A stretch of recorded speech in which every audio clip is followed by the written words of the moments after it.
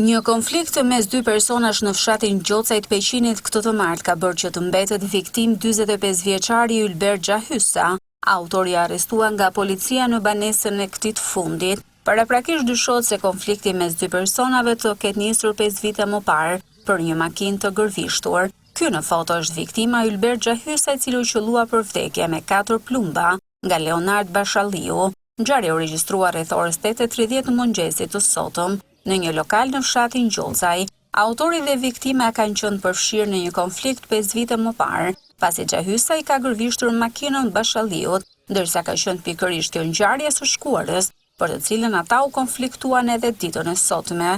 Viktima dhe autori u konfliktuan fillimisht verbalisht, por që më pas degradoi edhe me përdorimin e dhunës, ku ata e goditën njëri tjetrin me karrige gota. Më pas Leonard Bashalliu ka nxjerrë armën duke qelluar mbi Ylber Gjahysën, duke i shkaktuar plagë të rënda në trup. Edhe pse i plagosur i është dërguar menjëherë në spitalin e Peqinit, ai nuk ka mundur të mbijetojë. Në deklaratën e parë për policinë, Bashalliu ka deklaruar se ngjarja ka ndodhur për një konflikt të nisur 5 vite më parë.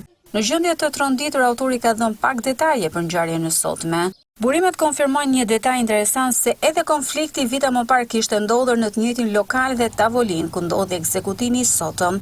Autori Leonard Bashalliu, 40 vjeç, njesi njëri problematik në zonë, ndërsa viktima Gjocaj konfirmohet edhe nga banorët të zonës. Krimi i radhës ka tronditur jo pak banorët, të cilët e kanë të vështirë të flasin. Njëri prej banorëve thotë se vrasjet janë kthyer në mangth për shqiptarët. Ja, këtu në Shqipëri këtë shuponohen ngjarjet për ditë, shiko televizor, o bosi program të shikjo punë, vra këtu, vra atje, edhe ja, kjo.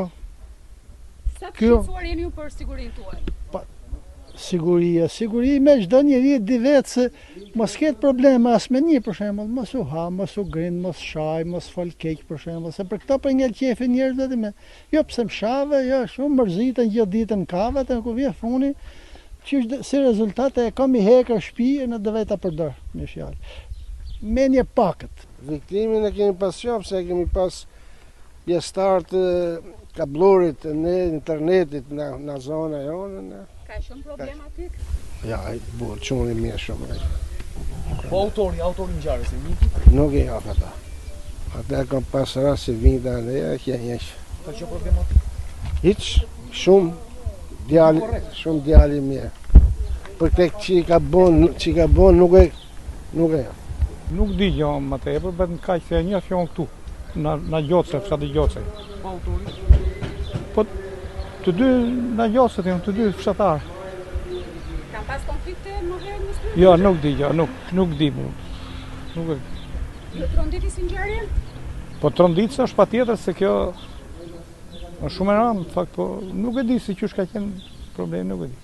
Ndërsa viktima ishte banor në zonë, autori ishte një lagje motej, çka e bën të dyshim të ardhen e tij të sotme në lokal. Grupi hetimor vijon hetimet për këtë ngjarje, ndërsa policia reagoi në kohë rekord, duke ndaluar autorin. Mësohet se viktima ishte babai 2 fëmijëve.